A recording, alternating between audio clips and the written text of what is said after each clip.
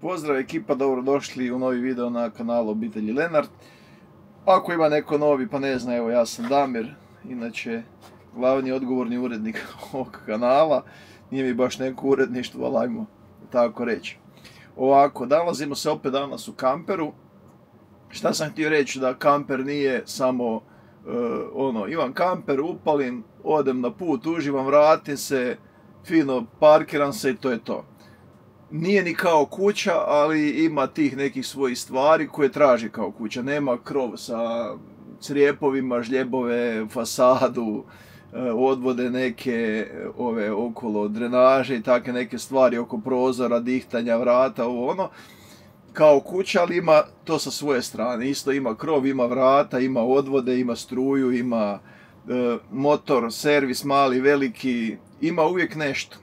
A sad, prije nego što nastavimo dalje, pričat ću vam o nečemu čemu sam pričao i u zadnjem videu, a odlučio sam se na to zato što, evo, pogotovo u zadnjem videu mogu reći da je publika koja je gledala video je starija od 25 godina, znači nitko mlađi od 25 nije pogledao video, a budući da kod mlađih ljudi i preko YouTube-a mladi većinom, uglavnom svi znaju, na veliko se čulo za Car Vertical i mogu reći da Car Vertical po mojem mišljenju je već puno napravio na tržištu polovnih automobila, jer se sve više prodavača boji samog toga koliko im to vozilo ima kilometra, su svjesni da danas može doći bilo tko i u svega jednoj minuti upisati broj šasije, provjeriti vozilo i reći ovaj auto je imao puno više kilometra, skidani su kilometri. Ali ne samo to, to možete isto napraviti i na kamperu ovakvom, kao što sam ja to napravio, na kombi vozilu, dostavnom, na kamionu, znači sve što ima broj šasije možete provjeriti. Mislim čak da će biti vas koji ste vozili kamion koji ja, da ćete iz čiste radoznalosti kamion koji vozite ići provjeriti na Car Verticalu da vidite kakva je povijest tog kamiona bila. Kombi vozila, dostavno, kažem, bilo čega. Tako da u opisu videa možete jednostavno kliknuti na link koji će vas odvesti na stranicu Car Vertical i samim time automatski ćete dobiti 20% popusta na izvještaj koji nije stvarno skup, stvarno se radi o sitnim novcima za ono što možete dobiti iz tog izvještaja. A ako ste već na stranici Car Vertical, onda jednostavno upišite promo kod Damir i ostvarit ćete isto tako 20% popusta kao da ste kliknuli na link u opisu videa.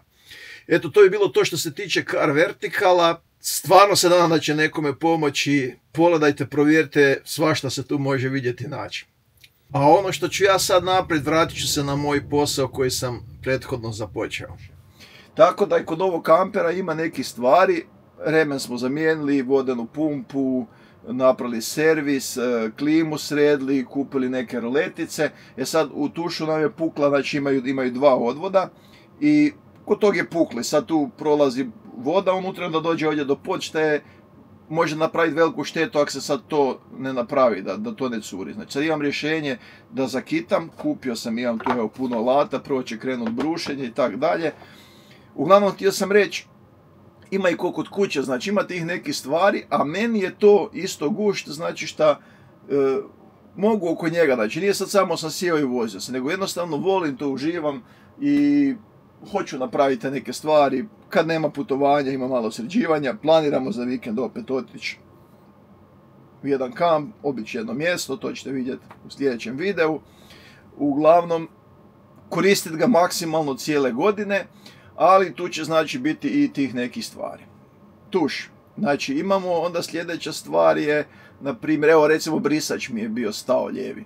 I mislio da ću morati cijeli mehanizam mijenjati, motor je dobar, nego te poluge ili ima unutra, dakle ima ono nareskano i onda kad dođe gore brisač i kad se to izliže, onda on više ne pokreće brisač, jer ta osovinica se unutra vrti, ali ne ide brisač. I išli smo u garažu, mate ima alat s kojim se to vadi da se bi uopće uspjelo iščupati, jer ručno ga nema šanse iščupati van, cijelu ruku od brisača, jel, ovu šta po staklu ide. I kad je krenulo otezati, on je u stvari skužio da je otegnut taj šaraf. I kaže, pa to ti je samo otegnuto. Preko ništa, zategni ga sad dobro i da probamo. Radi. Sad, da li se od par puta što je on okrenuo se, da li je mogao nešto napraviti sa zubićima, pa da se sad tu oštetilo, pa da će ipak to trebati mijenjati, ne znam, sad uglavnom, evo, to je nekakva stvar koja je normalna i koja se događa. Događa se na novim autima isto nekakvih grešaka, propusta, pogotovo kad novi modeli izađu, kako neće na starima. Gdje je već nešto istrošeno, toliko vremena i toliko godina dobro funkcionira. Postaje vruće, ovdje upalio sam si grijanjem. Sljedeće što je bilo, znači imamo tu jedan kao kako bi rekao, dio koji je nadogradnje iznad kabine, i onda ima tu kao još neki, to je više ko ukrasni, zašto nije to sve iz jednog komada, ne znam.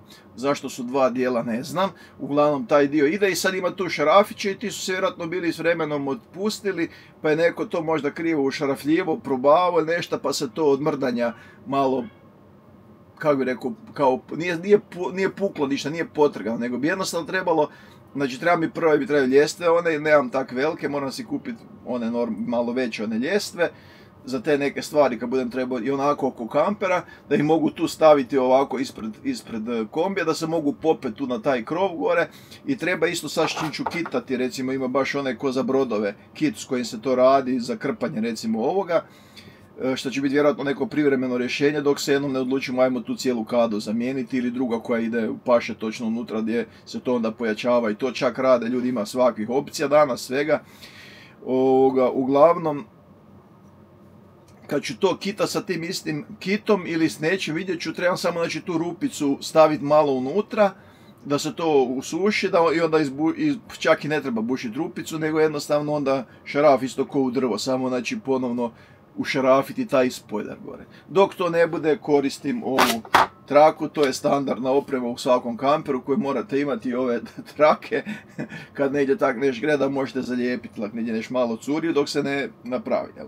Uglavnom to su te neke sitne stvari koje će se raditi između putovanja, tako da uvijek ima nešto zanimljivo oko kampera.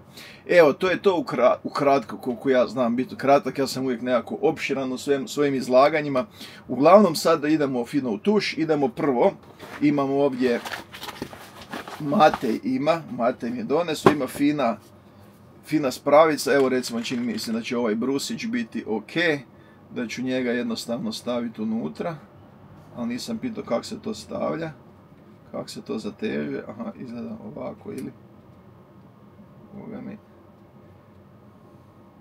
nisam pitao kako se to zateže unutra. Aha, ima vjerojatno ovo, gumbić, evo kako je Damir se snaši, ima ovdje kočnica da se može zategnuti, i upali se i možemo fino brusiti.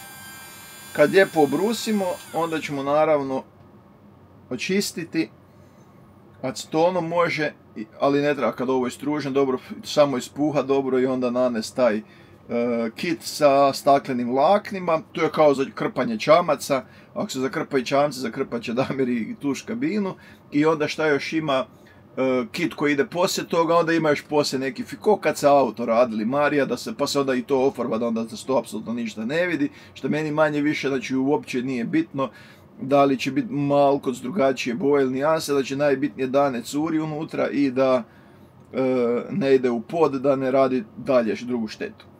Inače, znači kod kampera nisam sad, ima na braniku malo neko zapeo, to se da ispolirati sigurno, ali dok ne ispoliramo, znači apsolutno me ne smeta ili tako neke stvari, čvrkice neke od leda koje je dobio kamper, znači to su nebitne stvari. Bitno mi je da je funkcionalan, dobro izgleda bez obzira ti neki stvari ni to ni ne primijetiš, lijepo izgleda unutra, sve radi, sve ispravno što se tiče ovih evo grijanja, znači frižidera, plina, struje, znači sve stvarno sve do sad funkcionira odlično, i siguran sam da je, znači od prvog vlasnika je kamper, iako je kupljen kod prodavača nekog, od prvog je vlasnika taj kamper, i kad gledam koliko sad, recimo da nama ovo već puklo, dobro, već je sad to staro, pa naravno kažu da nije pitanje da li će puknuti, nego kada će puknuti to u tuš kabinama, tako da je to poznat problem.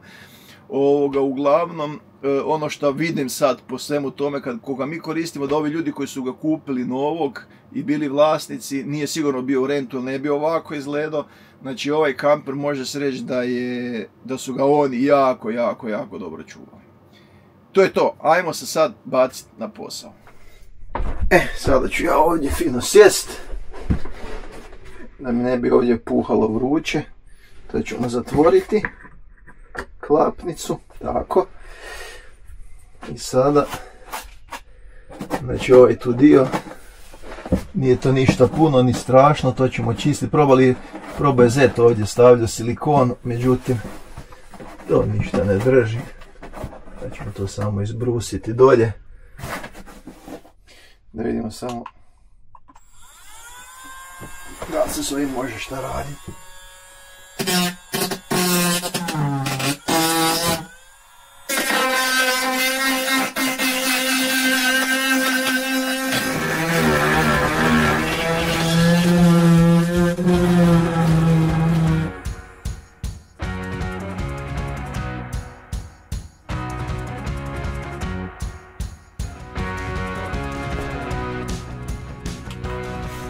Tako, prva faza brušenja je gotova, zato što mi se upravo ugasio uređaj.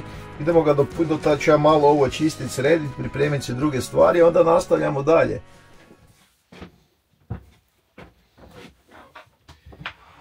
Sad sljedeća faza je ovo zamutiti. Što smrdi. Znači ovako, sad kad sam pripremio podlogu, kad ovo zamijesim, imam vremena 4 do 6 minuta za realizaciju krpanja. Nakon tog vremena stvrdne ova pasta i onda više nema ništa. Ja ću toga napraviti u ovu posudicu.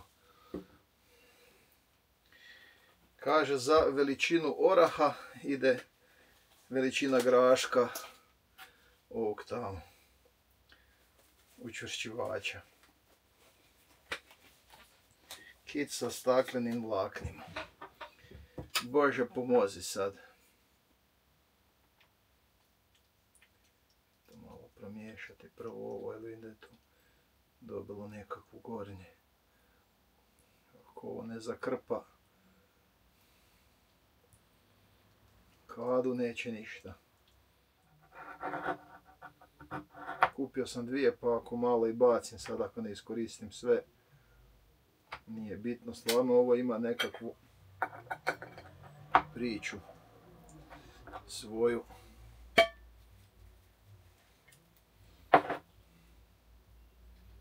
Bože pomozi sad.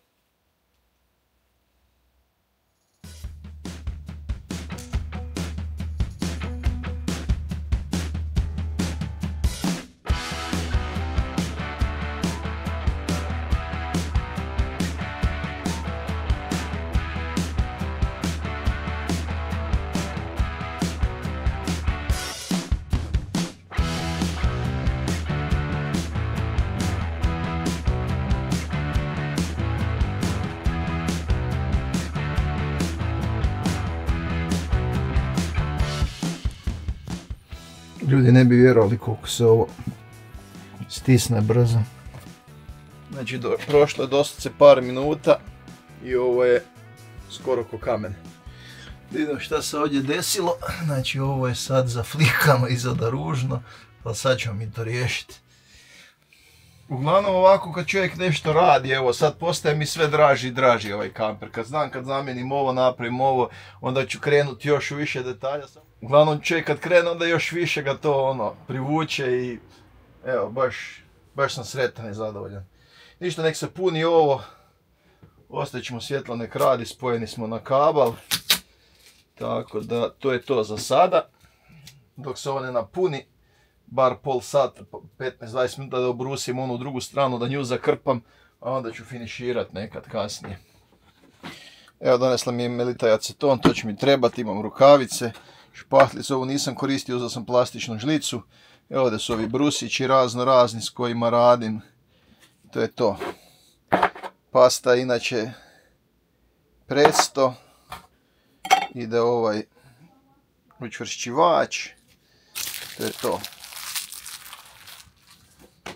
Naravno da sam malo nerada napravio. Ovo je ne znam kakva nekakva spravica, ali dobra je, super je. Posudica, sa ovom žlicom sam muljio. Ma top. Uglavnom sad već imam nekog iskustva sa ovim kitom. Što više deblje da mažeš, normalno imaš više za brusiti, to sam znao i prije, ali meni je bitno bilo da zapunim više taj rub unutra. i koji se isto može zagladiti da bude, da se ni ne vidi. U biti to se može napraviti da se uopće ne vidi, ali o tom potom. Kažem, bitno da je u funkciji za sada, onda polako ovaj lat, pa negdje kad odem u kamp i onda uzem pa zvrndam tamo svoje malo i odmah ja nešto brusim. To je bilo top. Evo ovako to sad izgleda, naravno da nije, da izgleda sad trenutno lijepo, ali ono što je bitno, začepljeno je, zatvoreno je. Jako mi se sviđa taj materijal za popravljanje. I ono što sad treba je još malo izbrusiti to, onda nanest drugi sloj kita koji ide gore, onda se taj kit lijepo izbrusi, onda se to na fino napravi, skroz na fino izbrusi i onda ima farba koja ide za to da se ofarba, znači mogu cijelu kadicu okolo obložim, fino ju ofarbam i bit će kao nova. I meni se čini da će biti puno čvršće taj sad dio nego što je bio prije. Tu gdje se stoji je kada tvrda, ok, ali opet troši se i vidim da je na tom dijelu onako lagano obdubio crtice, prođe starosti, od starosti bude jednostavno materijal se sprođe, šta mi kažemo po domaći. I onda se to dešava. Uglavnom kažu, to sam već govorio, nije pitanje da li će puknuti nego kad će puknuti. Jer tu gdje su ti odvodi, tu je puno tanje, to jak se tu malo stane, stisneš, jak je malo starije, jednostavno ta plastika pukne i okolo i to je to. Onda je zamijenjeno, onda se stavi nova možda još tanja, još više šparan ovaj materijal, tako da mi je nekako, mislim ipak da ću dobro zakitati ovo, srediti to, ali ono što je sad bitno da je u funkciji. Zašto sam sad samo ovo napravio, zašto ne radim dalje? Kamper stoji danas, ali sutra više neće stajati. Idemo ponovno na jedan izlet, idemo na vikend, ićemo već u petak, subota, nedjelja ćemo doći nazad, idemo na jedno lijepo mjesto, tako da budete u sljedećem videu kojem opet znači malo putujemo, uživamo, a onda ćemo opet polako sređivati druge stvari na kamperu, pa ćemo opet malo putovati, sređivati, budite uz nas, pratite nas, ako vam se sviđaju ovi videi, obavezno se pretplatite na kanal, podijelite nekom video, napišite obavezno neki komentar, slobodno se javite, ako ima još rista kampista, nek se jave da idemo zajedno na kampiranje, da se družimo i to je to. Do sljedećeg videa ja vas lijepo pozdravljam. Ćao!